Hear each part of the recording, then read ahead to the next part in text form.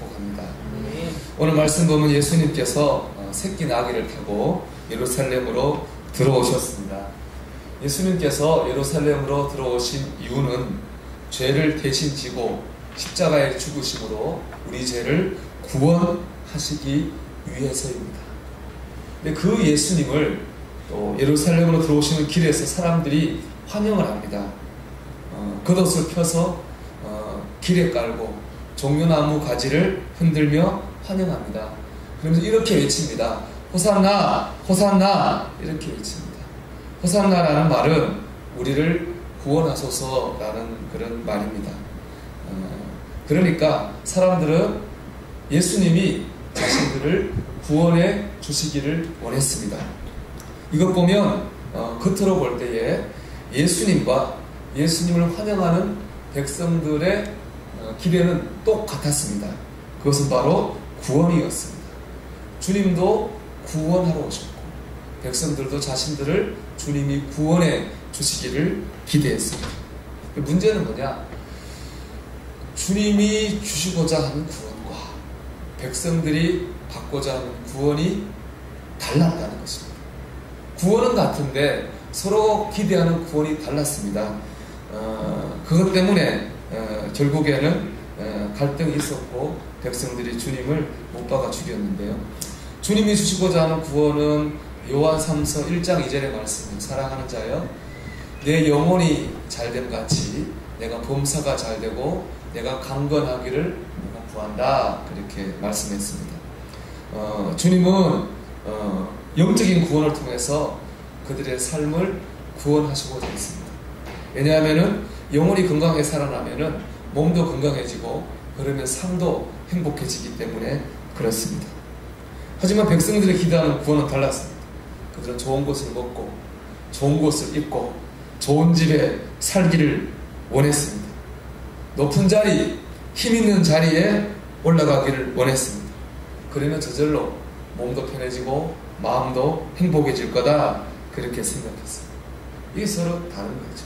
주님은 영원히 살면 몸도 살고 삶도 살 거다. 백성들은 잘 먹고 잘 살면 모든 게 평안해질 거다. 저런 기대가 달랐던 것이죠. 자, 여러분 누구의 구원이 맞다고 생각하십니까?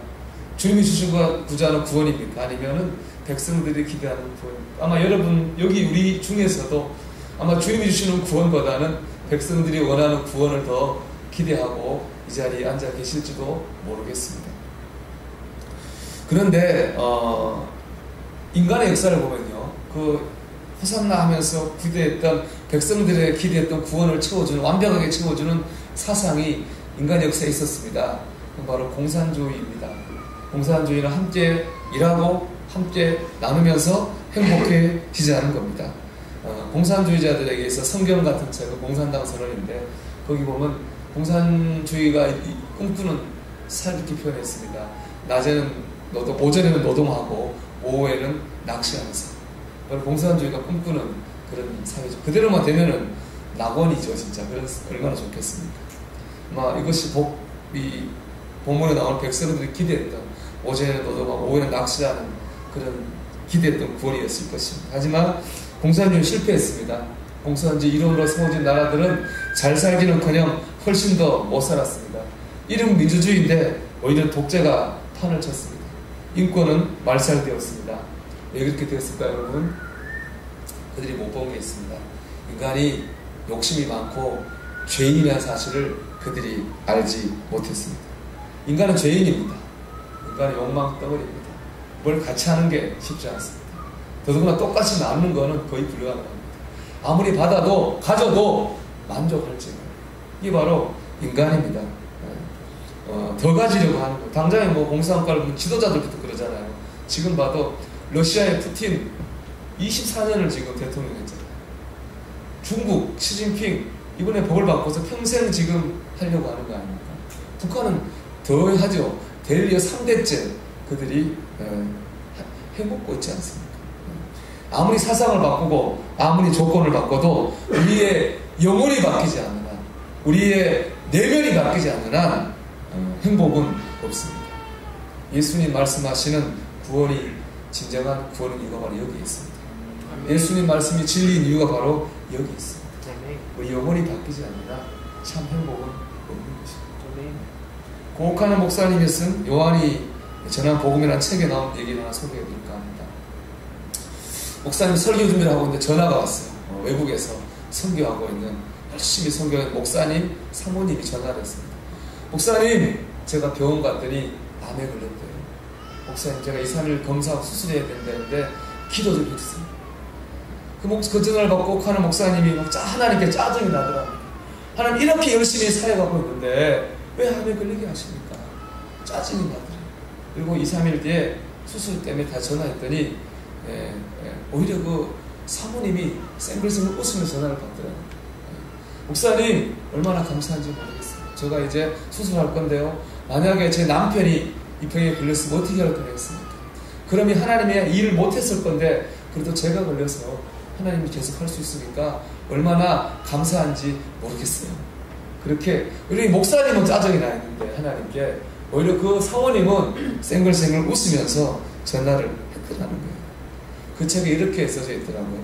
그 이후 주님이 그 사모님 곁에 계셨던 것입니다. 병에 걸린 그 사모님을 만나 주셨던 것입니다. 조용히 부드러운 팔로 껴안아주시면서 걱정하지 마, 내가 내 곁에 함께 있어 라고 말씀해 주셨다는 것입니다. 사모님이 그 주님의 음성을 들으셨습니다. 나의 등 뒤에서 나를 도우시는 주, 평안히 길을 갈 땐 보이지 않아도 매일처럼 주저앉고 싶을 땐 다가와 손 내미시네. 지치고 고나여 넘어질 때면 다가와 손 내미시네. 주님을 만나니까 그 질병 가운데서 구원을 얻은 것이죠. 사랑하는 여러분, 주님이 나와 함께 하시는 게 믿어지고 그리고 그분의 음성이 들리고 그분의 손길이 느껴질 때 우리는 그 자리에서 구원을 체험합니다. 질병에서, 가난에서, 실패에서, 두려움에서 건지심을 경험할 수 있습니다. 어떤 어려움과 혼란 가운데서도 평안을 누리고 승리할 힘을 얻게 됩니다. 고난을 이깁니다. 아멘. 그게 바로 주님이 저와 여러분에게 주시고자 하는 구원입니다. 다시 이거 말씀드릴게요. 주님이 나와 함께 있음이 믿어져요. 그분의 음성이 들려지면, 그분의 손길이 느껴지면 우리는 환경이 어떻든지 간에 거기서 구원을 경험하게 될 것입니다. 아멘. 사랑하는 여러분, 이 주님이 주시는 구원을 체험하는 성도가 되시기를 주의 이름으로 축원합니다. 아멘. 여기서 우리가 다 아는 중요한 사실 하나 있습니다. 그건 뭐냐? 교회 다닌다고 해서 저절로 다 구원을 경험하는 건 아니라는 겁니다.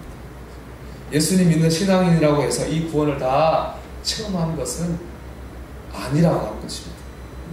구원을 경험할 만한 믿음이 있어야 합니다. 구원을 주시는 건 주님인데 구원을 받는 것은 나의 믿음입니다.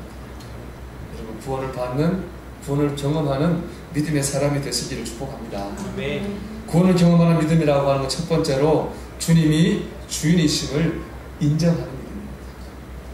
오늘 말씀 보면 예수님이 예루살렘에 들어가실 때 어린 나귀 새끼를 타고 가셨어요. 이는 구약 성경 스가랴 9장 9절에 이미 예언된 말씀입니다. 9장 9절 보면 이렇게 되어 있어요. 시온에 따라 그의 기뻐할지어다. 예루살렘에 따라 즐거이 부를지어다. 보라, 내 왕이 내게 임하시나니 그는 공의로우시며 구원을 베푸시며 겸손하여서 나귀를 타시나니 나귀의 작은 것 곧 나귀 새끼입니다. 이미 아주 오래전에 예언이 되어 있습니다. 구원자는, 메시아는 왕처럼 백마를 타고 들어가는 게 아니라 겸손하기 때문에 어린 나귀 새끼를 타고 들어오실 거다, 그렇게 예언이 되어 있는 거예요. 그럼 여러분, 예수님이 예루살렘에 들어가려면 뭐가 필요합니까? 어린 나귀 새끼가 필요하죠. 그래서 이걸 어떻게 예수님이 구했느냐? 예수님이 감람산 예루살렘 맞은편 벳바게에서 제 아들에게 말합니다.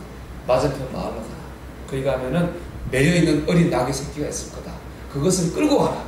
혹 옆 사람들이 왜 끌고 가냐 하면 이렇게 말해라. 주가 쓰시겠다 하라. 그러면 줄 것이다. 그렇게 말씀했어요. 제 아들이 주님의 말씀에 순종해서 맞은편 마을로 갔더니 정말로 낙의 새끼가 매어 있어요. 그 낙의 새끼를 가지고 오려고 했더니 사람들이 도둑도 아니고 물어요. 왜 그걸 가져가려고 하느냐? 그렇게 말했더니 쟤들 그대로 말했습니다. 주님이 쓰시겠다고 하십니다. 라고 말했더니 그 낙의 사람들이 그것을 내어 주었다는 것이죠. 주가 쓰시겠다는 말에 순종했습니다.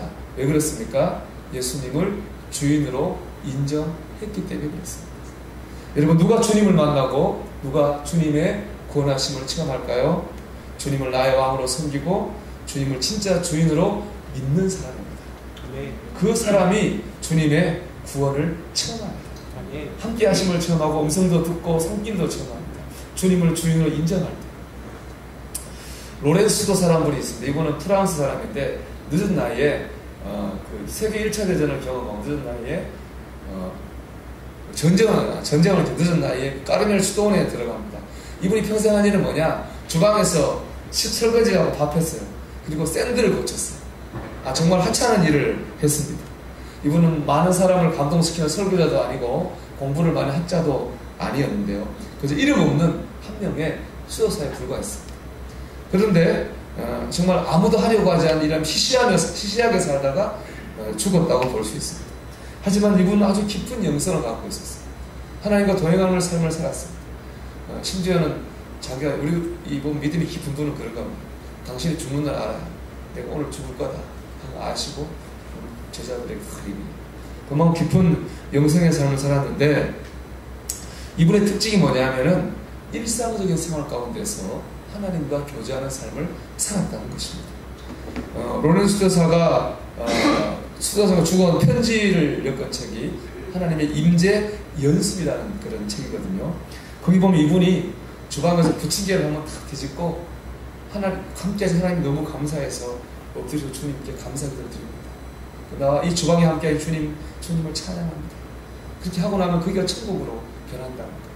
그러니까 항상 일상 가운데서 특별한 게 아니라 일상적인 생활 가운데서 주님을 경험하며 살았습니다. 이분이 이렇게 주님과 동행할 수 있었던 것은 한순간에 이루어진 것은 아닙니다. 그분이 쓴 그 책처럼 하나님의 임재 연습이라는 책처럼 이분이 연습을 했어요. 하나님과 동행하는 연습했는데 그 연습은 뭐냐? 이런 거였다고 합니다. 일상적인 일을 하면서도 하나님을 위해서 밥을 하면서도 설거지를 하면서도 샌들을 고치면서도 하나님을 위해서 했습니다. 하나님을 섬기는 마음으로 했습니다. 하나님을 위하는 마음으로 했습니다. 그랬더니 그 순간 그 일하는 가운데서도 하나님이 그 안에 임했다는 것입니다. 이런 연습이 쌓여서 그는 하나님과 동행하는 삶을 살 수 있었습니다. 여러분, 예수님이 왕이 되고 예수님이 주인이 된다고 하는 것은 어느 특별한 순간에 드리는 특별한 고백이 아닙니다.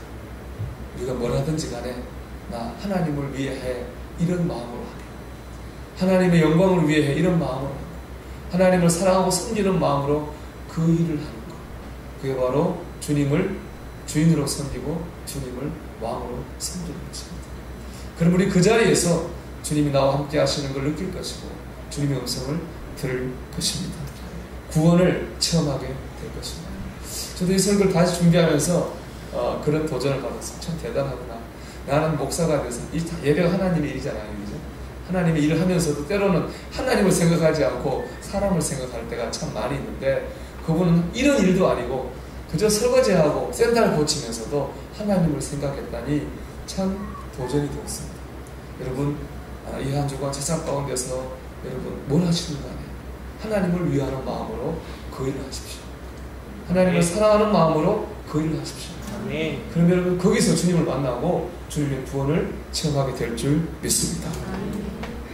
두 번째로 주님을 경험하는 믿음이란 주님의 계획하심을 믿는 것입니다.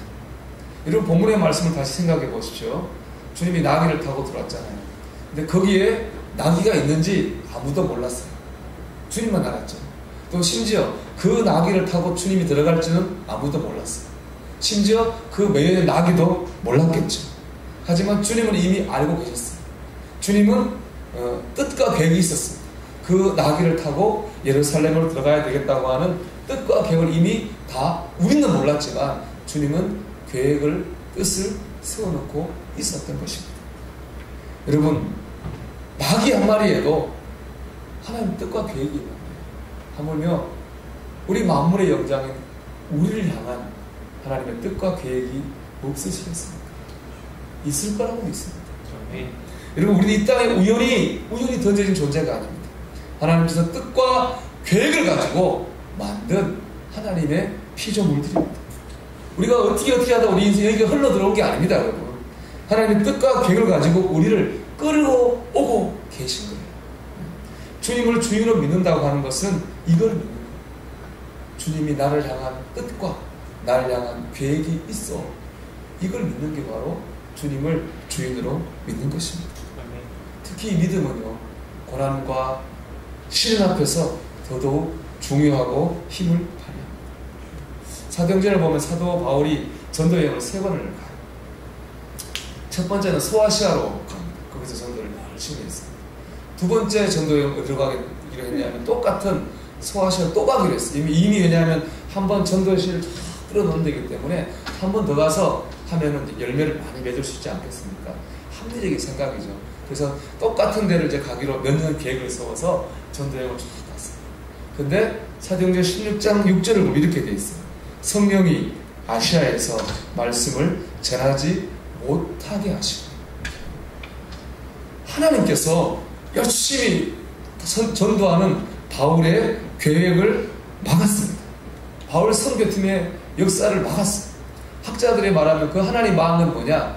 전도의 열매가 없었다는 거예요. 하나도 없었다는 거예요. 벌써 몇 년에 와서 열심히 신을 끌어놨습니다. 사람들도 많이 압니다. 분위기도 좋습니다. 정말 뭐가 될 것 같은데 단 한 명도 주님을 믿지 않는 거예요. 얼마나 힘이 빠지겠습니까? 바울이 기도했습니다. 그런데 하나님 환상을 보여줍니다. 어떤 환상이냐? 마게도냐 사람이 환상과도 나타나서 와서 우리를 도우라 하는 환상을 보여줍니다. 마게도냐는 아시아가 아니라 유럽이에요. 바울이 그것을 하나님의 음성을 받아들이고 바울의 모든 계획을 바꿉니다. 그래서 아시아가 아니라 한 번도 가보지 않은 유럽으로 전도를 떠납니다. 아무 준비가 되어 있지 않은 유럽으로 나갑니다. 갔더니 놀라운 역사가 있습니다. 기다렸다는 듯이 예수를 믿는 사람이 나타납니다. 어떤 사람은 자기 집을 내어놓고 교회 예배당으로 써달라고 자기 집을 내어놓습니다. 루디아, 영색장사 루디아죠. 그렇게 세워진 교회가 빌립보, 데살로니가, 아테네, 고린도, 그런 큰 교회들이 유럽에 세워지게 되었습니다.